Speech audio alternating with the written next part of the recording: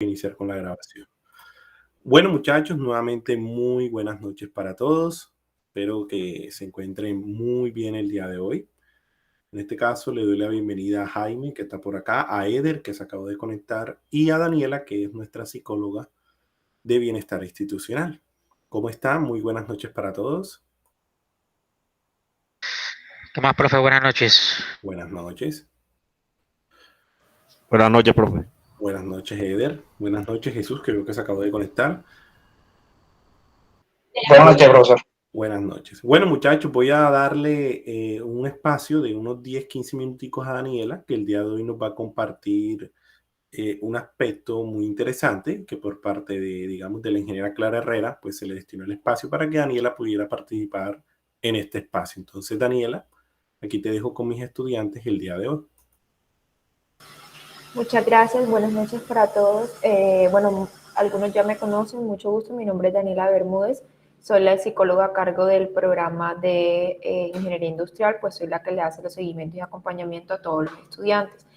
El día de hoy vengo con la temática en específico de propiedad intelectual, ya que la ingeniera Clara pues quería que se socializara con todos ustedes esta temática muy importante, sobre todo porque hemos estado recibiendo bastantes casos y pues queríamos dar a conocer, digamos, cuál es el protocolo que se lleva cuando casos como estos suceden, porque a veces pensamos que no pasan y pues sí pasan y bastante.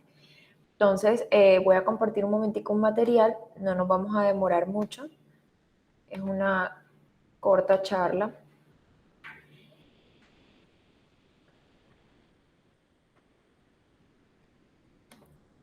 Ahí pueden ver todos. Sí, Daniela, claro que sí. Ok, bueno, también les voy a dejar por el chat un link de Advisor para que porfis se inscriban todos a la actividad. Solo deben darle clic, diligenciar su número de cédula y listo. Entonces se los dejo ahí en el chat para que ahora lo vayan haciendo.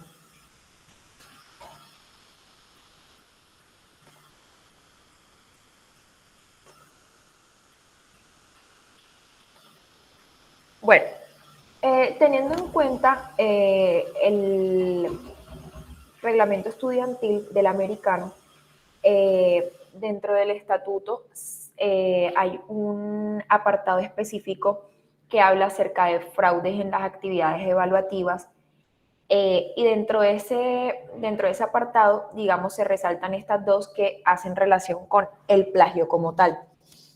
¿Qué es el plagio? El plagio es la infracción del derecho de autor, es decir, al nosotros no citar un documento o al nosotros coger un documento y hacerlo pasar por nuestro, pues estamos infringiendo en el plagio, el cual realmente se considera por ley un delito y que pues dentro del manual del reglamento estudiantil están estipulados ciertas consecuencias o ciertas, digamos, castigos a aquellos estudiantes que cometen este fraude. Entonces, hay dos tipos. La alteración, que hace referencia a, de pronto, por ejemplo, tengo algún documento como una incapacidad y yo cambiar el diagnóstico que da el médico por uno que yo quiera colocar o que a mí me provoque. Y la más importante y la que vemos más a nivel académico y profesional, que es el fraude como tal en la actividad evaluativa. Se considera fraude o plagio copiar, dejar copiar o entregar información u oralmente a otros estudiantes durante el desarrollo de una actividad evaluativa sin autorización del docente. Es decir, que no comete plagio solamente el que presenta el trabajo como suyo, sino aquel que lo comparte. Y vamos mucho a, de pronto, esos estudiantes que a veces dicen como que, ay, profe, pero es que yo se lo compartí para que él se guiara. O, profe, yo se lo compartí para que él supiera qué había que hacer, pero yo le dije que cambiara las cosas. Igual estás compartiendo tu trabajo, tu esfuerzo, y el castigo va para ambas personas, tanto el que lo presenta como el que lo pasa o lo presta. Y también se considera plagio, como lo mencionaba, el construir textos sin las respectivas citas. Entonces, esto es muy importante. ¿Cuáles son los tipos de plagio que hay? Está el de clonación, que es coger todo un documento y presentarlo como si fuera mío, completamente sin hacer ningún tipo de cambio. ¿Cómo nosotros identificamos el plagio?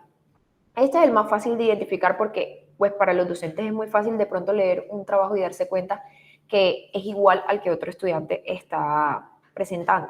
Pero igual la universidad cuenta con un software especial en donde te arroja el porcentaje de plagio y en algunos casos te indica de qué fuentes se sacaron, salió esa información. Entonces, acá, como ustedes lo ven, el software marca el porcentaje de plagio que tenga el estudiante. El trabajo, perdón. Está el mosaico, que hace referencia a coger párrafos completos, pero de textos diferentes, y los vamos, digamos, relacionando entre sí, calzan perfectamente y presentamos un trabajo. El copiado y pegado, que es el más común, que es de pronto copiar un pedazo de un texto y yo seguir con mi trabajo abajo, digamos, escribiendo, redactando o llenando de razones, justificando eso que mencionan arriba. Y después vuelvo y copio y pego otro párrafo que me sirva de referencia o de sustento y sigo copiando. O sea, lo malo no es copiar y pegar, lo malo es cuando lo hacemos y no citamos. Y para cada tipo de pegado, digamos, hay diferentes maneras de citar. Casi siempre los trabajos que ustedes presentan son en normas IEEE y en algunas veces los pedir en normas APA. Entonces cada norma tiene como su respectiva manera de citar, en si es un texto, si es algo textual, si es un parafraseo, si tiene más de X cantidad de palabras, si viene de digamos, un artículo científico, si viene de una revista, si viene de un libro, si viene de una página web. Entonces, todos estos aspectos hay que tenerlos en cuenta y digamos que en la academia, pues, entre comillas, no se afecta tanto, pero en la parte profesional, cómo habla de un profesional o de un ingeniero de cualquier carrera, una persona que va a presentar un informe o va a presentar un trabajo y está lleno de copia y pega. Entonces eso no se ve profesional. Tenemos el remix, que es, no cogemos párrafos, sino oraciones. Oraciones o textos muy cortos, también para justificar de pronto o argumentar aquello que estamos escribiendo. Tenemos el de búsqueda y reemplazo, que es coger un texto, pero le cambio algunas palabras sin cambiarle la idea principal del texto. Entonces, ¿cuáles son los castigos o las sanciones disciplinarias que establece el reglamento estudiantil para aquellas personas que cometen plagio? Va desde la imposición mínima hasta la expulsión definitiva. Y esto depende, esta sanción depende de cuál ha sido el caso de plagio, si la persona tiene agravantes, si ha sido reiterativo.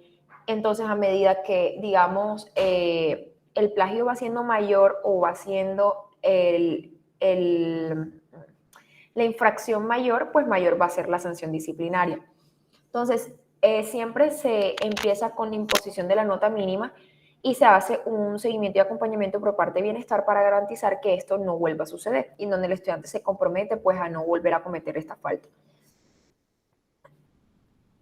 ¿Cuáles son los agravantes? Infringir varias veces en una misma acción o en una misma omisión. Es decir, que varias veces a mí me sancionen haciendo plagio. Cometer para ocultar una información o para evitar que se enteren de otra falta. Reincidir en la falta, que es lo mismo que infringir varias veces la misma norma. Rehuir a la responsabilidad o atribuírsela a otros, es decir, no reconocer mi error o no reconocer que sí cometí una falta. Y ser cómplice de algún estudiante o administrativo llevar a cabo. Y los atenuantes, digamos que son aquellos factores que permiten que esa imposición sea o esa sanción sea menor. Y esto se da cuando de pronto hay un precedente, una buena conducta, cuando reconozco mi error antes de que realmente me llame el supervisor, me llame el profesor o me llame la psicóloga o me llame cualquier administrativo de la universidad a preguntarme qué fue lo que pasó. haber sido inducido por un superior, de pronto con coacción o amenaza, y intentar resarcir el daño, que en este caso, en el caso del plagio como tal, pues no se puede resarcir porque pues ya cometiste la falta. Y este proceso disciplinario se hace ya en los casos más graves, en donde pues se le notifica al estudiante los cargos, esto ya va a consejo académico, se le notifica al estudiante los cargos, se llama descargo para ver pues el estudiante por qué cometió esas faltas o qué fue lo que sucedió, se hace una audiencia disciplinaria en donde se escucha al estudiante, puede llevar sus pruebas y tiene 15 minutos para hablar acerca de pues cuáles fueron todas las causas y cuál es su justificación de por qué sucedió eso. Después, por medio de una resolución se establece si se absuelve o se sanciona y se establece cuál es la sanción como tal que va a tener el estudiante. Y después de la constancia, en donde se registra en la hoja de vida y se hace pues el respectivo registro también en los archivos de la universidad como tal. Entonces, chicos, esto es todo. Quiero saber si pues de pronto pueden tener alguna duda, alguna inquietud. No sé si quieran opinar algo. Preguntas, muchachos, inquietudes, algo que quieran aportar acerca de la información que nos acabó de transmitir Daniela. No, profe, ahí quedó todo claro. Bueno, listo. Muchísimas gracias, profe, por el espacio. Pues no le quito más tiempo de su clase porque sé que es valioso y el tiempo es contado. Chicos, recuerden que esta sanción se impone o se establece, sepan ustedes o no sepan de, digamos, lo que en el reglamento reposa. Es por eso que es muy importante y es responsabilidad de ustedes leerse el reglamento estudiantil y así van a conocer cuáles son sus derechos, pero también cuáles son sus deberes. Entonces, bueno, feliz noche para todos, que tengan una bonita clase, que puedan entender todo y pues cualquier cosa, si tienen alguna dificultad, alguna inquietud, me pueden contactar. Les voy a colocar aquí el WhatsApp por si necesitan de pronto contactarme por cualquier cosa.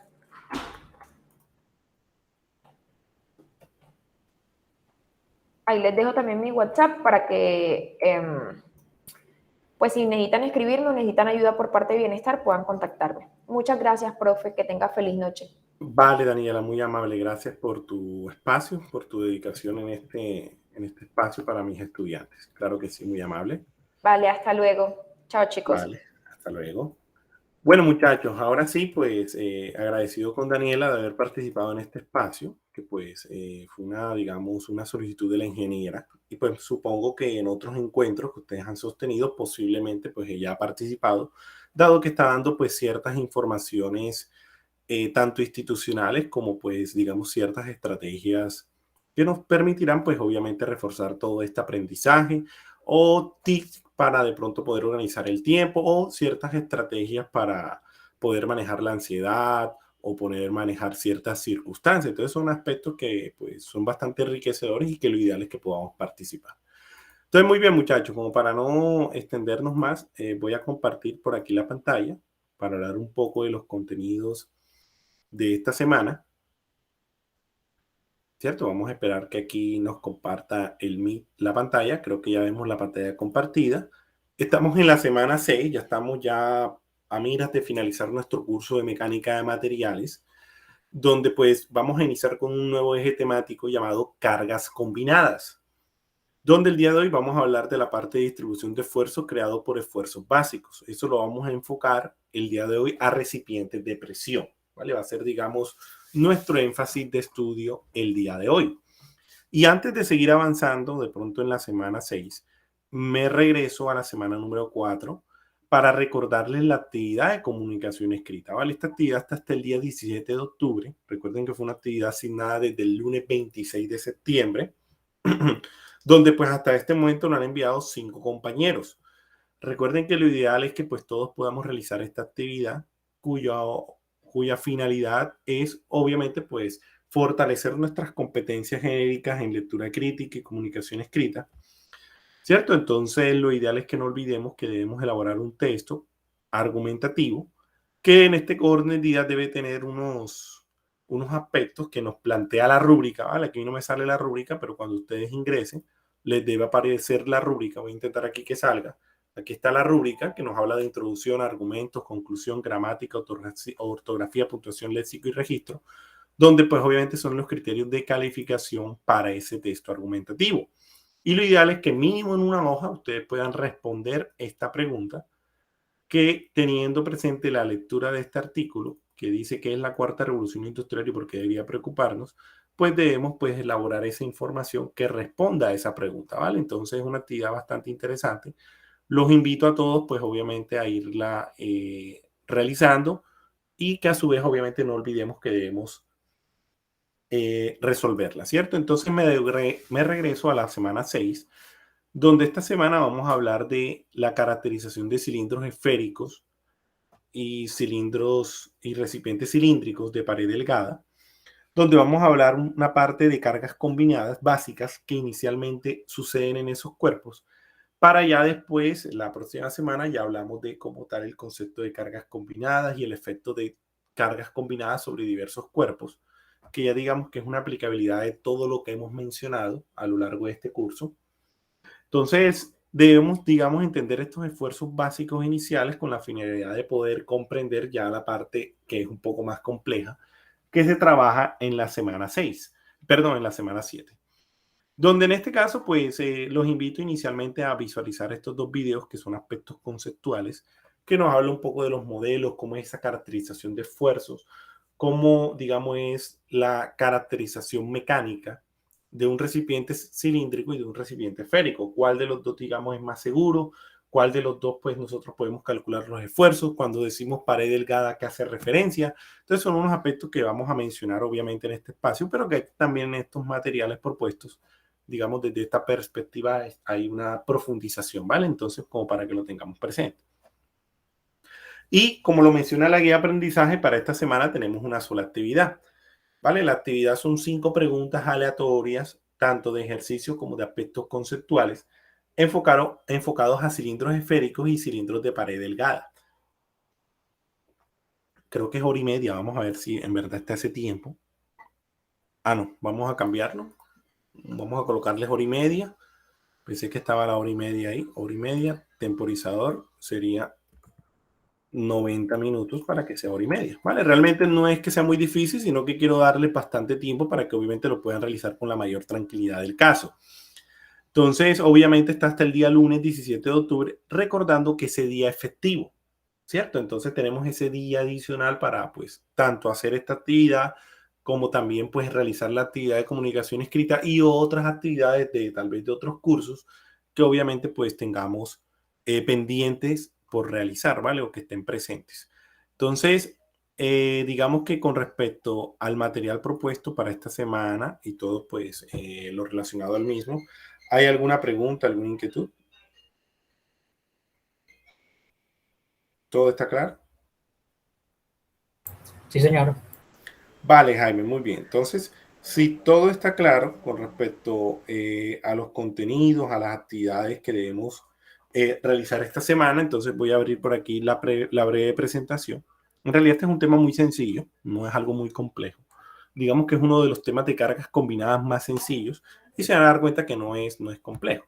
Ahora, lo primero es tener presente que son los recipientes de presión de pared delgada. En este caso, nosotros sabemos que a nivel industrial son estos elementos, son elementos que nos permiten, en este caso, almacenar líquidos inflamables, nos permiten almacenar fluidos, nos permiten almacenar gases, nos permiten, pues, tal vez internamente, pues, puede haber un sistema de enfriamiento, un sistema de calefacción, en fin, hay una interacción de unas condiciones que pueden originar o que originan esfuerzos y que obviamente esos esfuerzos, la tendencia, lo más seguro es a expandir el cuerpo en algunos casos, dado que las presiones internas o las fuerzas internas que se encuentran en el interior de ese recipiente, obviamente intentan liberarse, intentan salir. En muy pocos casos vamos a hacer un aspecto de compresión, es decir, el elemento se va a comprimir debido a que hay un cambio de presión. Eso muy poco se da, pero claro que se puede dar. Ahorita les voy a mostrar un ejemplo de esa particularidad. Ahora, cuando hablamos del concepto de pared delgada, hace referencia a que tenemos una correlación entre el radio interior de ese cilindro con respecto al espesor de la pared, donde esa correlación es de 10 o más. Es decir, cuando se cumple esa condición que nosotros vemos ahí, decimos que es un elemento de pared delgada. Ahora, ¿por qué hablamos de pared delgada y no de pared gruesa? En este contexto, las paredes gruesas, pues el análisis es muy similar, ¿cierto? Sino que desde a nivel mecánico o a nivel de producción, a usted le interesa que el elemento sea delgado, porque obviamente no es lo mismo tal vez fabricar un cilindro con un espesor, supongamos un espesor de 20 milímetros, a uno fabricarlo de 5 milímetros, donde supongamos que en el análisis de los esfuerzos y de las condiciones el de 5 milímetros garantiza un funcionamiento normal, ¿cierto? No va a haber ninguna falla, no va a haber ninguna avería si lo comparamos con el de 20 milímetros. Ahora, de 5 milímetros a 20 milímetros hay 15 milímetros de más que añaden pues un costo asociado al proceso de soldadura, un costo adicional de pintura, un costo adicional de mantenimiento, un costo adicional al transporte y al peso, porque obviamente una lámina de 20 milímetros pesa más que una lámina de 5 milímetros. Entonces el análisis se hace para elementos de pared delgada, dado que son los más ligeros y son los que realmente se encuentran en muchos sectores industriales. Ahora, obviamente no podemos decir que no existan de pared gruesa, claro que sí, pero son muy escasos. Entonces nos vamos a enfocar pues a lo que digamos está más latente o más existente, que son los de pared delgada. Entonces, para poder aplicar estas correlaciones, lo importante es tener presente esta formulación que se debe cumplir. Ahora, esos cilindros o esos recipientes los podemos categorizar en dos grupos. Tenemos recipientes cilíndricos y obviamente recipientes esféricos. Ahora, si yo tomo un recipiente cilíndrico, yo voy a tener dos tipos de esfuerzo. Un esfuerzo conocido como esfuerzo anular o circunferencial y otro esfuerzo que se llama esfuerzo longitudinal. ¿Qué pasa o qué ocurre con estos tipos de esfuerzos? Obviamente debemos cuantificar los dos, dado que imaginemos un cilindro, ¿cierto? Tenemos la sección circunferencial, el parte circular y tenemos la tapa, ¿vale? O las tapas. Ahora, esas tapas van a experimentar un esfuerzo longitudinal que está descrito como la presión interna en manométrico por el espesor de la pared, perdón, por el radio de esa circunferencia interna, dividido sobre 2 veces el espesor. Ahora, si el espesor aumenta, ¿qué pasa con el esfuerzo? Tiende a disminuir, ¿ya?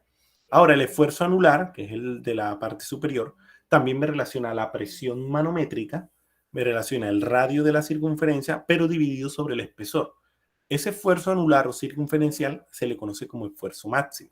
¿Por qué? Porque si comparamos los dos modelos, sigma 1 va a ser mayor que sigma 2. ¿Por qué? Porque 2t es mayor que t. Al tener 2t, el denominador es más alto y si el denominador aumenta, el esfuerzo disminuye. Entonces, cuando nosotros analizamos recipientes de cilindros de esta geometría, los análisis que nosotros tenemos presente es la parte del esfuerzo circunferencial. Como podemos ver en la imagen, son aquellas cargas o esfuerzos, sí, digámoslo así, son aquellas cargas que actúan a lo largo de la sección curvilínea del cilindro. Esas son las secciones más delicadas. Si usted de pronto ha trabajado en estos sectores donde hay cilindros, usted posiblemente, no sé, o ha visualizado estos videos, la falla que ocurre en estos recipientes cilíndricos a lo largo de esa sección circunferencial. Muy pocas veces va a fallar, digámoslo así, por las tapas o por las secciones longitudinales, dado que por esas secciones el esfuerzo es más bajo, ¿cierto? Es más bajito y no lo describe el modelo matemático que tenemos aquí. ¿Cierto? Entonces, miren, bueno, eso no me acordaba que estaba esa pequeña descripción. Obviamente, basado en esos dos esfuerzos, yo puedo calcular un esfuerzo total, pero generalmente ese esfuerzo total no se tiene presente. Ahora, ese esfuerzo total, vamos a escribirlo por aquí como para que tengamos el modelo, pero realmente no lo vamos a utilizar para esta semana, ni en el taller propuesto. Para esta semana usted debe calcular ese esfuerzo total, pero voy a plantearlo aquí, que se supone que es sigma 1 al cuadrado más sigma 2 al cuadrado. ¿Vale? Con esta formulación calculamos un esfuerzo total, que es el esfuerzo, digámoslo, desde esta perspectiva promedio que está actuando alrededor de todo el cuerpo. Digamos que es una tendencia. Pero obviamente, pues, lo que nos interesa a nosotros es el sigma 2 para poder diseñar esa sección circunferencial. Ese sigma 1 es el que realmente nos interesa a nosotros, dado que lo que nosotros debemos tener muy presente para estos tipos de recipientes es la sección curvilínea. Ahora, esta es una imagen que me gusta mucho. En este caso no nos muestra una explosión de un cilindro, sino una compresión del cilindro. En algunos casos, este fenómeno, aunque lo vemos que es muy extraño, puede ocurrir. ¿Eso ocurre por qué? Porque cuando, pues obviamente yo extraigo el aire al interior de ese cilindro, yo origino presiones negativas, presiones manométricas negativas. Ahora, recordemos que una presión negativa no es que esté malo, sino que una presión negativa me está indicando que es una aspiración. Yo estoy generando una aspiración. Ahora, si yo estoy generando una aspiración, yo estoy generando una compresión del cuerpo. Y obviamente tenemos el efecto de la presión atmosférica, ¿cierto?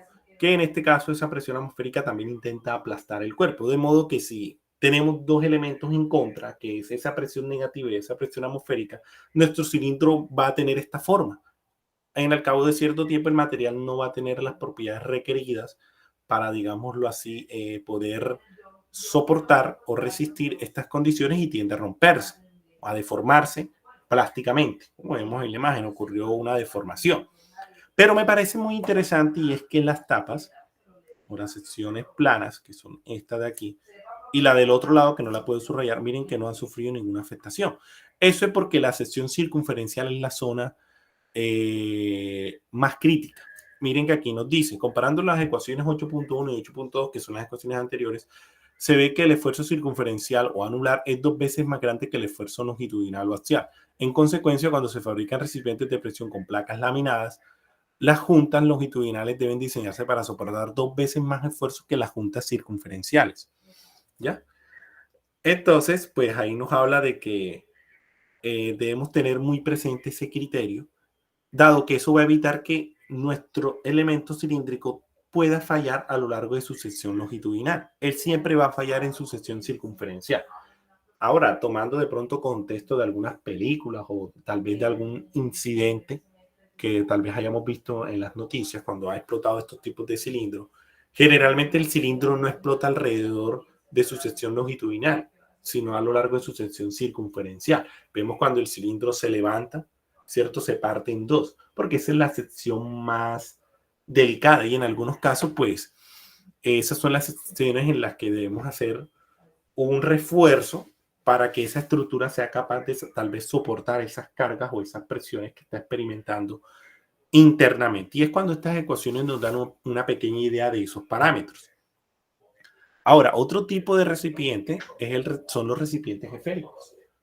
Ahora, esos recipientes esféricos experimentan un esfuerzo biaxial, es decir, un esfuerzo que actúa a lo largo de las dos direcciones.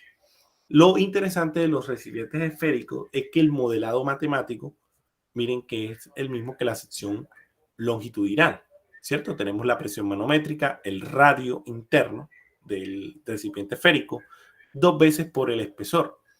Esto hace que estos recipientes esféricos sean muchísimo más seguros, sean capaces de soportar, pues digamos, el doble de presión y que obviamente pues son los más utilizados. Si nosotros analizamos ciertos contextos, los recipientes esféricos son los más que posiblemente podemos visualizar, dado las características que ellos presentan, dado pues el diseño, que en algunos casos es más agradable, en algunos casos, no digo que todos, son un poco más económicos, y que obviamente pues nos garantizan una mayor seguridad, ¿cierto? Dado que el modelado nos está describiendo el comportamiento de los esfuerzos.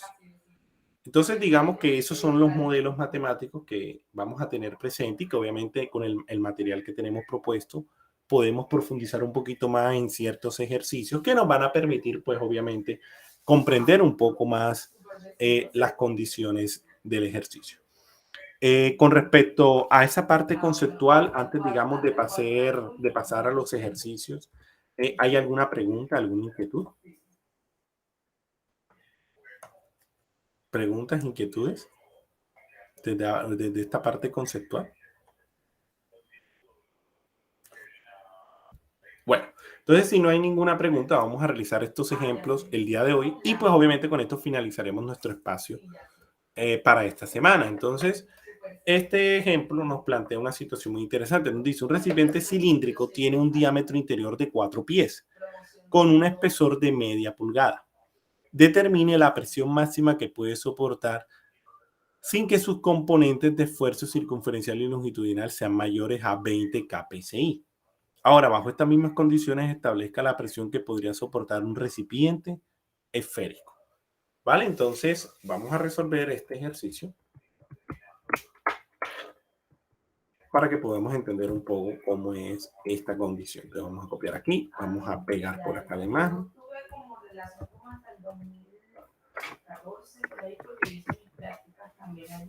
Muy bien, entonces, para este ejercicio que tenemos aquí propuesto, lo primero es que debemos caracterizar el análisis. Es decir, voy a hacer aquí una pequeña línea de edición y debemos tener presente que es un recipiente circunferencial, ¿vale?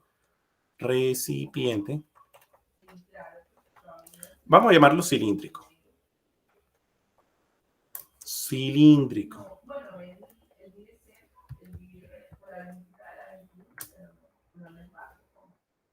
Cilíndrico. Ahora, recordemos que las formulaciones de estos recipientes cilíndricos son básicamente sigma 1 y sigma 2, donde sigma 1 hace referencia al esfuerzo axial o esfuerzo circunferencial, que se define como la presión manométrica,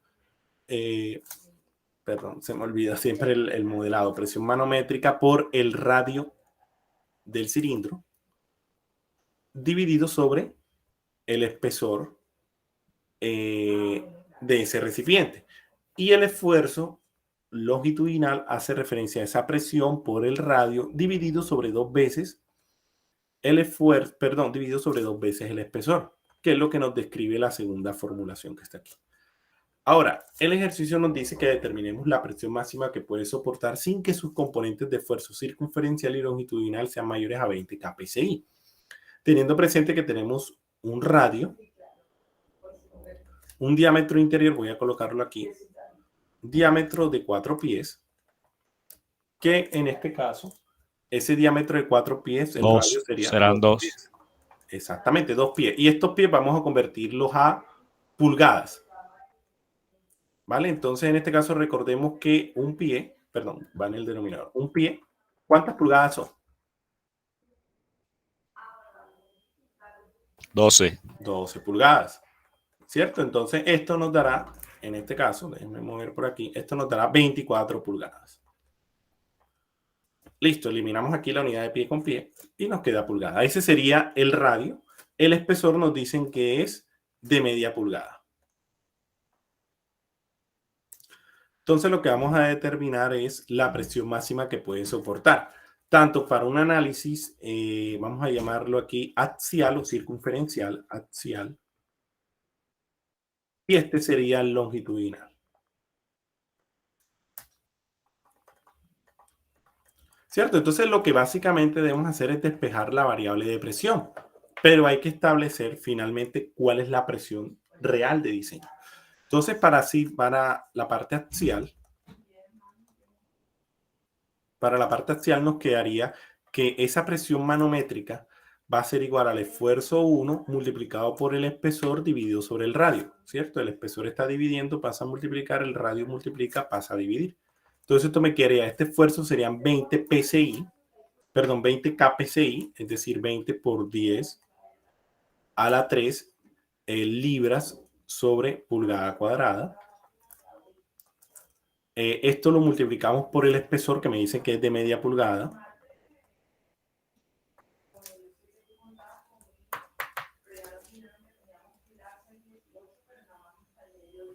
Y el R vendría siendo, perdón, era el espesor. Y el espesor, perdón, R es el radio. Entonces, en este caso, el radio es 24 pulgadas. ¿Vale? Perdón, ahí donde está, 24 pulgadas. 24 pulgadas. De modo que aquí pues podemos eliminar las unidades de pulgada y me queda libras sobre pulgada cuadrada, pero en este caso no hablamos de esfuerzo, sino de presión manométrica, ¿vale? Recordemos que esto sería el concepto de presión manométrica. Entonces esto sería aquí 20 por 10 a la 3 multiplicado por media pulgada dividido sobre 24 pies. Eso me da una presión de 416,66 PSI. Esa sería la presión bajo un análisis de esfuerzo axial. Ahora vamos con una parte de análisis de esfuerzo longitudinal. Longitudinal. Donde en este caso, pues, esa presión longitudinal va a ser igual, en este caso, al sigma 1 por 2 veces el espesor dividido sobre el radio. Profe, ¿de dónde sale esa formulación? Estoy tomando esta de aquí. ¿Cierto? Este 2 veces pasa a multiplicar a sigma y el R pasa a dividir. De modo que nos queda, digámoslo, desde esta perspectiva, la misma condición. 20 por 10 a la Profe, Sí, dígame. ¿por qué es sigma 1 y no sigma 2? Ah, perdón, aquí es sigma 2. Me equivoco, aquí es sigma 2, sigma 2. Sigma 2. Sigma 2. Entonces, libra sobre pulgada cuadrada por media pulgada. Dividido aquí sobre, bueno, aquí por 2. Bueno, déjenme ampliar aquí más.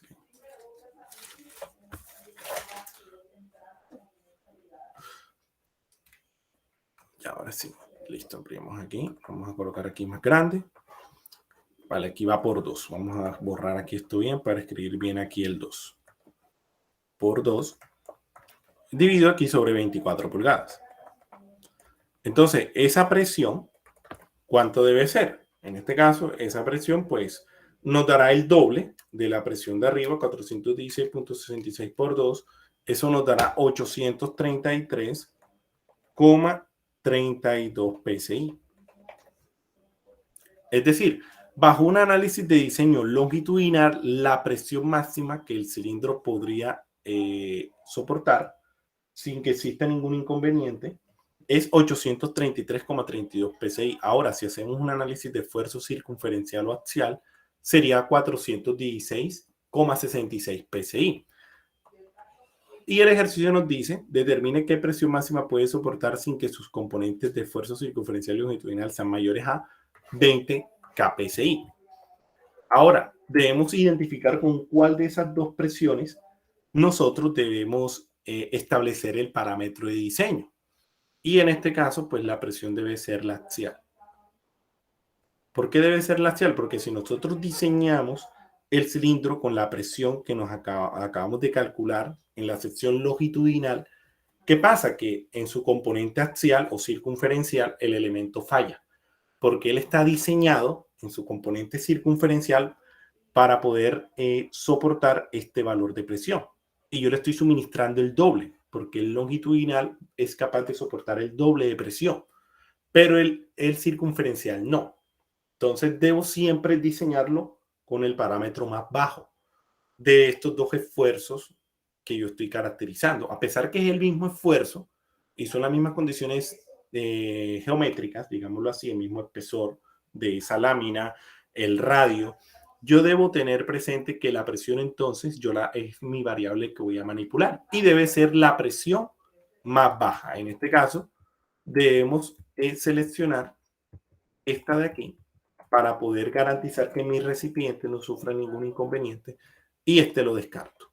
De modo que tengo la total satisfacción que mi sección longitudinal no va a tener ningún inconveniente desde la perspectiva de alguna falla que pueda existir, sino que hago énfasis en la parte axial, ¿cierto? Que es la sección más delicada. Recordemos que esa parte axial es la parte circunferencial. Y ya con esto hemos resuelto esta primera parte del ejercicio. No sé si hasta este punto hay alguna pregunta, alguna inquietud. Sí, profe, tengo una pregunta, coloque otra vez el ejercicio, por favor. Entonces, en ese caso, lo que yo veo es que siempre hacemos que el axial, podemos hacer solo el axial.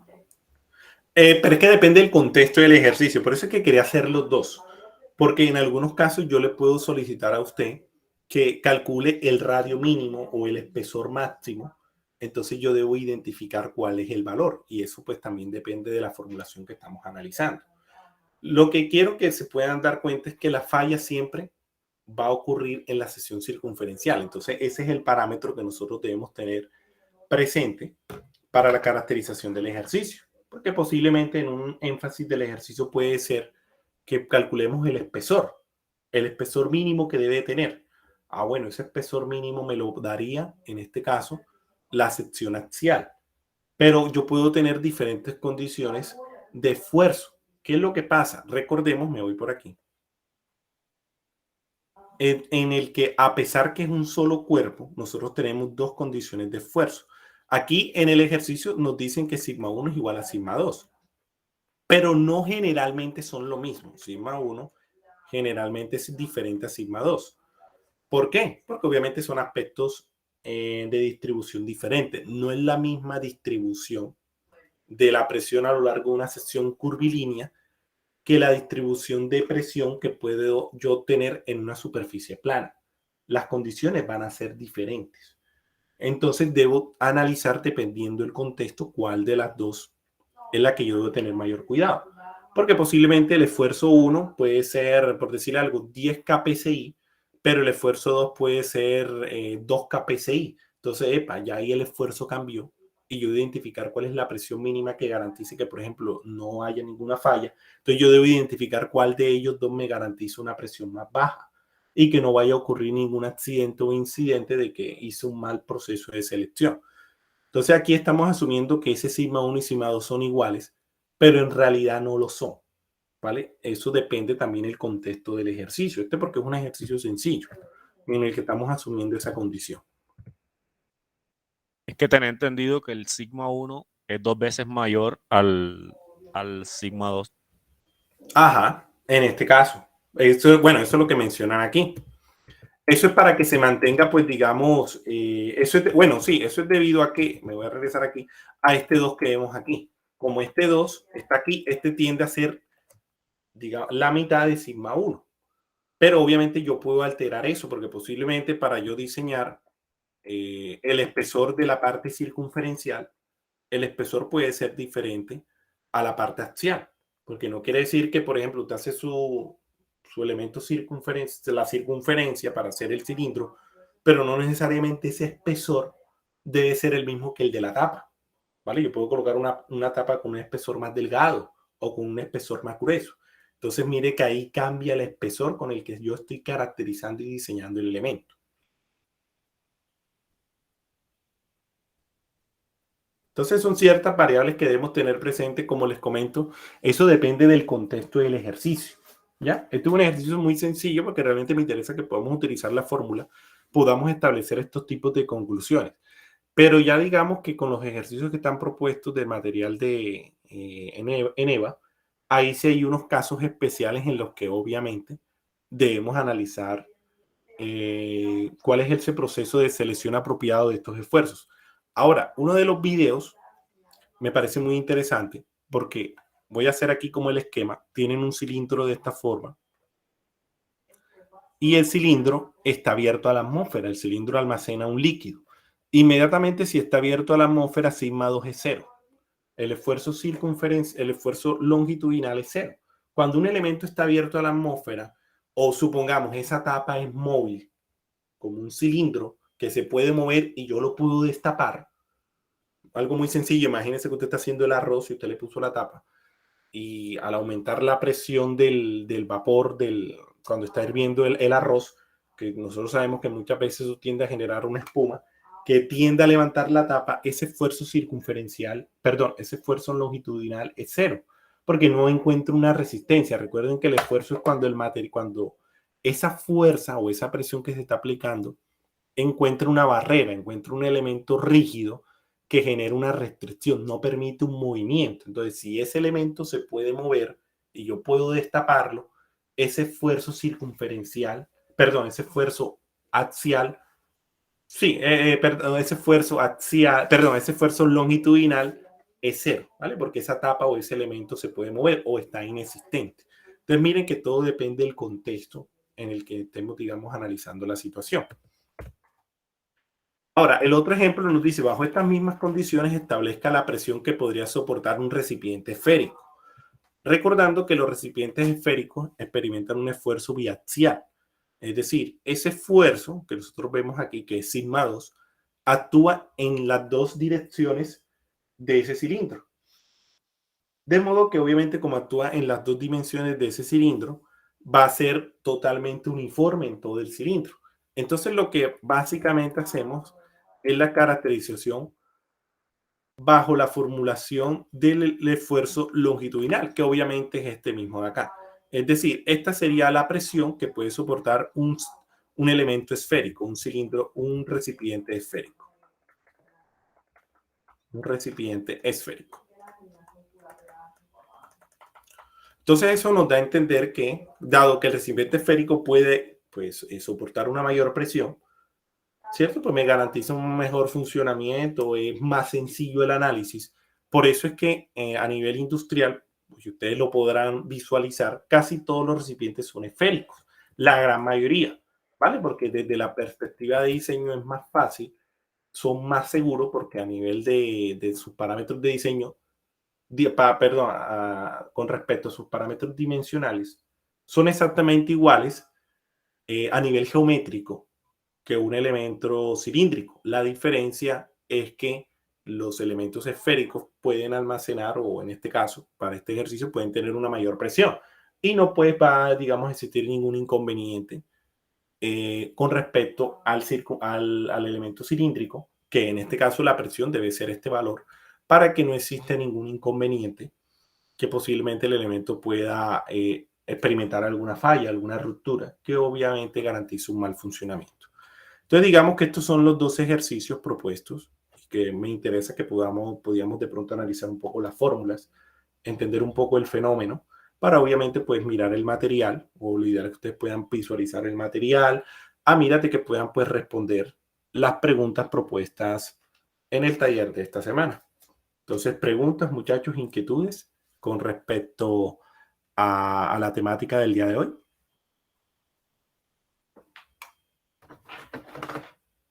Profe. ¿Todo está claro, Eder? Señor, tenía la dudita de eso. Vale, muy bien. Entonces, muchachos, ya con esto pues finalizaríamos nuestro espacio el día de hoy. Voy a dejar por aquí de compartir. Les agradezco su asistencia el día de hoy. Nuevamente les recuerdo diligenciar la encuesta o la información que nos envió Daniela. Obviamente también se las compartiré en EVA el día de, bueno, cuando la grabación esté lista. Debajo de la grabación estará el enlace para que obviamente todos se puedan registrar. Igualmente ahí les dejaré el número de nuestra psicóloga porque de pronto si tienen alguna pregunta, alguna inquietud, pues se puedan comunicar con ella. Entonces no les quito más tiempo, muchachos, para que puedan pues participar en sus otros encuentros. Vamos a guardar esta imagen, ejemplo, recipientes cilíndricos y esféricos. Entonces, no les quito más tiempo, muchachos, para que pasen una feliz noche. Nos encontramos la próxima semana para nuestro último encuentro del curso de mecánica de materiales, casi digo métodos gráficos. Entonces, un abrazo, muchachos, no les quito más tiempo y espero que pasen una feliz noche. Hasta luego, feliz noche para todos. Hasta luego. Buenas noches, profe. Hasta luego, Listo, muchachos. profe, igualmente. Listo.